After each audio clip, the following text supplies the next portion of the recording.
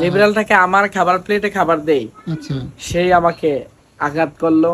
সে একটা পাখিকে মার্ডার করে ফেলছে। মানে 302 ধারা মোতাবেক মৃত্যুদণ্ড দেব।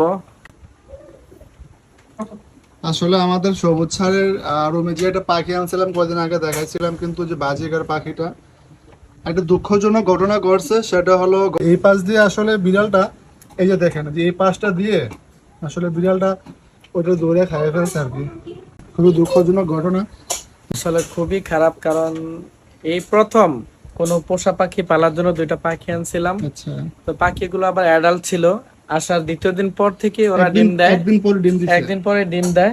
তো আশা ছিল আসলে অনেক ভালোভাবে এগুলো লালন পালন করবে, কিন্তু একদম কাছে যে পছন্দের যে পোষা বিড়ালটা, যে বিড়ালটাকে আমার খাবার প্লেটে খাবার দেই, আচ্ছা, সেই আমাকে আঘাত করলো।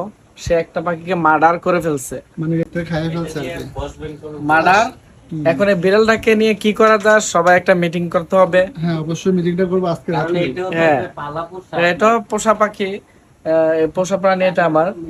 তো এর জন্য আমি ভাবছিলাম এটা 302 ধারা মোতাবেক মৃত্যুদণ্ড দেব, কিন্তু সবাই বলতে না স্যার আর একটু ভেবে দেখেন, বসি।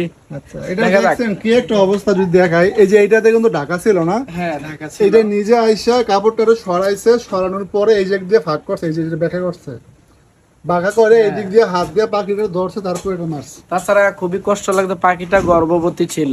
হ্যাঁ, শুধু শুধু একটা ডিম দিছে। হ্যাঁ, মহিলা হ্যাঁ, পাখিটাকে। শুধু একটা ডিম দিছে, মহিলাটা মারছে আর কি। পুরুষটা আছে। যাক, খুব কষ্ট নিয়ে লাভ নাই। নেক্সট টাইম আমরা এর সাথে আরেকটা আনবো।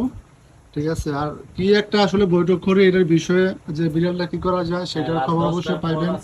হ্যাঁ, দেখা যাক, 10টায়, হ্যাঁ। সবাই জানবেন নেক্সট আপডেট কি, হ্যাঁ। কি সিদ্ধান্ত নিলাম।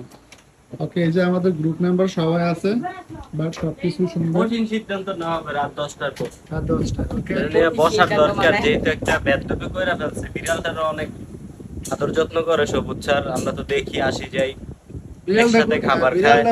তো সেইটা তার একটা, ঠিক হয় না? হ্যাঁ, না এটা ঠিক হয় না, আসলে ঠিক হয় না। এত সুন্দর একটা পাখির জোড়া আনছিল স্যারে, কখনো পাখি পালে নাই। তবে এবার মনটা কিসের জন্য জানি ফ্রেশ হইছে, এক জোড়া পাখি আনছে। তো এটার বেশি দিন রাখতে পারে নাই।